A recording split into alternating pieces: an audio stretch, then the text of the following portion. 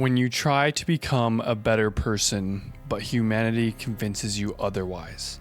This is the story of Upper Moon 3 Akaza. But before we can jump into Akaza's amazing backstory, be sure to click like and subscribe, or else Kokushibo will turn you into a skewer.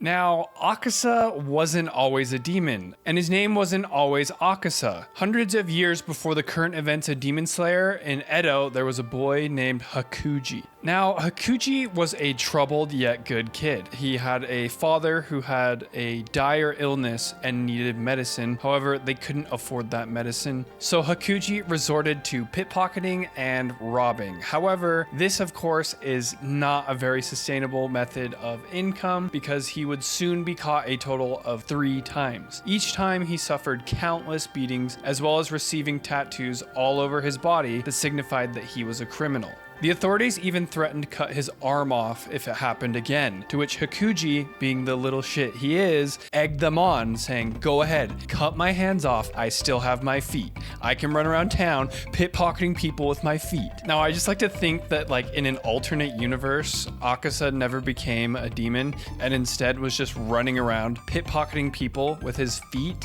just like an absolute legend. Hakuji's father had caught wind about his son's arrest, and he took the decision to hang himself, as he did not want to use medicine that was obtained dishonestly, and left a note telling Hakuji to live on and try to live honorably. Hakuji was deeply saddened by his father's passing. He had tried to do everything in his power to get his father back to health. He would have done anything for his father and even wanted to switch places with him. He would give his own life if it meant his father could live. And the rage he felt against a selfish community that refused to help them was ever growing. And now Hakuji was at an impasse. He could take one of 2 routes.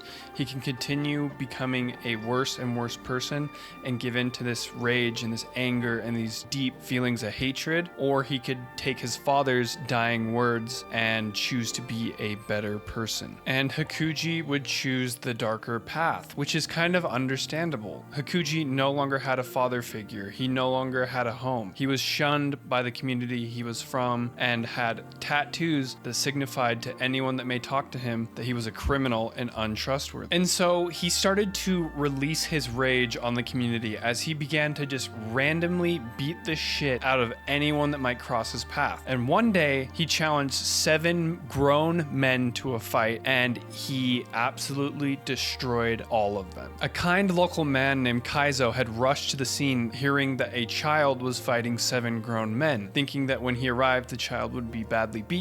However, it was the exact opposite. Kaizo was astonished to see that this child had beaten 7 grown men. He cheerfully approached Hakuji, complimenting him on his fighting ability. Hakuji, being absolutely pissed at Kaizo's cheerful demeanor, challenged him to a fight. Then the man invited Hakuji to join his dojo, but Hakuji had other plans and decided to attack Kaizo, to which Kaizo absolutely mopped the floor with Hakuji. Now, Hakuji might have been a good fighter, but he had little to no experience. And you could be the best fighter in the world, but once you fight someone who actually has martial arts abilities, it's a whole nother level. And he fed Hakuji a humble pie, 1 fistful at a time. Now, Kaizo felt bad for Hakuji and decided to take him under his wing and have him help him nurse his daughter back to health. Now, Kaizo and his daughter Kyuki weren't in a much better situation, as Kyuki no longer had a caretaker, as her mother, who was her previous caretaker, had drowned herself from the stress of taking care of her, and her father had no students in his dojo, so he had to resort to doing handyman work around the town. This made it so that no one was around to take care of Kyuki, and that would be Hakuji's job. Hakuji confusingly asked Kaizo if he's really okay with a criminal watching over his daughter, to which Kaizo responds, "I've already beaten that criminal in a fight, so it's okay now." But Kaizo could tell that Hakuji was a good person and just needed a little bit of guidance to be on the right path again. Kaizo introduces Hakuji to Kyuki, and he is instantly caught off guard, remembering his father seeing her in that state. He was also caught off by her beauty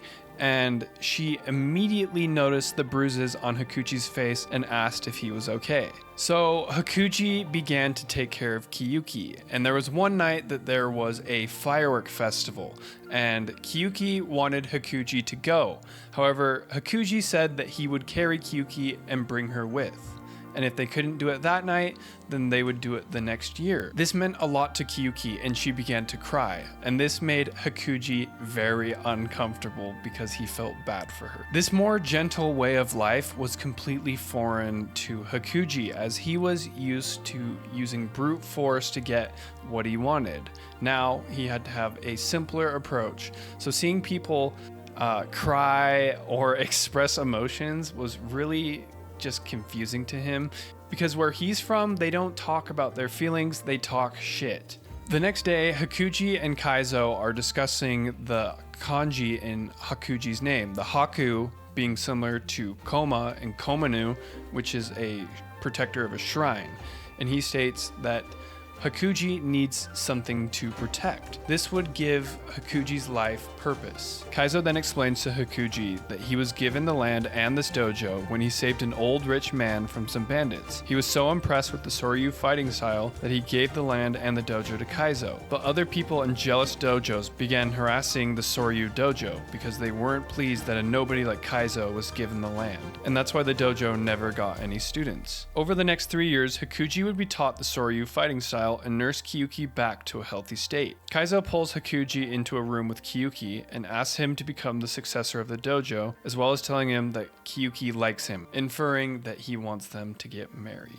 Hakuji is taken aback by this offer, then looks at Kiyuki, who is blushing. This causes him to blush too. He'd been branded a criminal and couldn't imagine a bright future for himself, or one where someone liked him.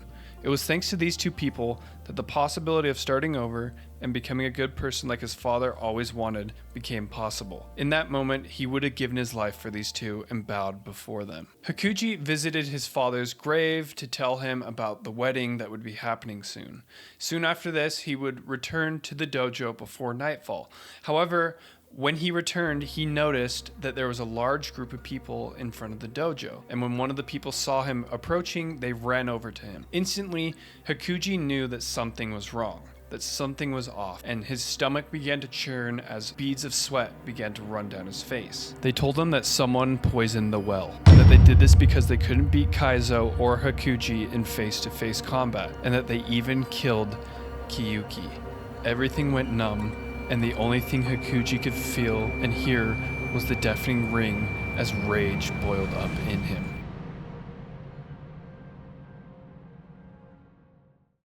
Flashback to the fireworks, and Hakuji asks Kiyuki if he's enough. Kiyuki responds with a question herself and asks if he remembers the time he told her that he would take her to the fireworks. And if they couldn't see them that night, then they'd see them the next year, and so on. Hakuji confusingly says yes, not really knowing the true meaning of these conversations. She tells him that these silly conversations made her so happy and that she couldn't imagine living into the next year or the year after that. Her mother had left this life because she didn't want to see her daughter die. Her father had basically given up hope too, but Hakuji was the only one who could see her future as if it were a matter of fact, and kept talking about her future, which reassured her that she was going to make it and not die of her illness. She then tells Hakuji that yes, he is enough, and asks him to marry her. They take each other's hands and he accepts the offer, vowing that he will become the strongest and protect her with his life.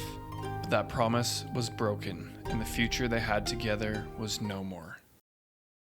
Records at the magistrate's office deal the extreme murders committed against the neighboring dojo by Hakuji. He killed 67 members of that dojo with his bare hands. Hakuji was a demon before he even received an ounce of blood. He smashed heads, crushed organs, mutilated in the most heinous of ways.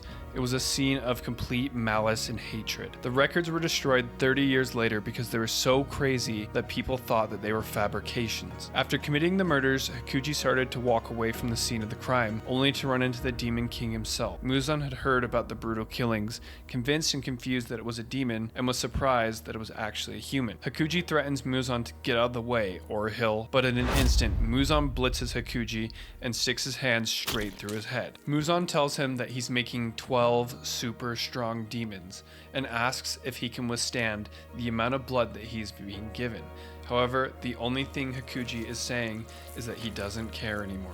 He doesn't care, and that nothing matters anymore. He was able to withstand the blood and became a demon and lost his memory and his name, and was born anew as Akaza. Having lost his purpose, he began to only seek out strength. There was nothing left for him to protect. His only purpose now was to destroy, and for the next 100 years committed pointless acts of carnage. What truly could have been a story of redemption and hope was shattered by the cruelty of humanity.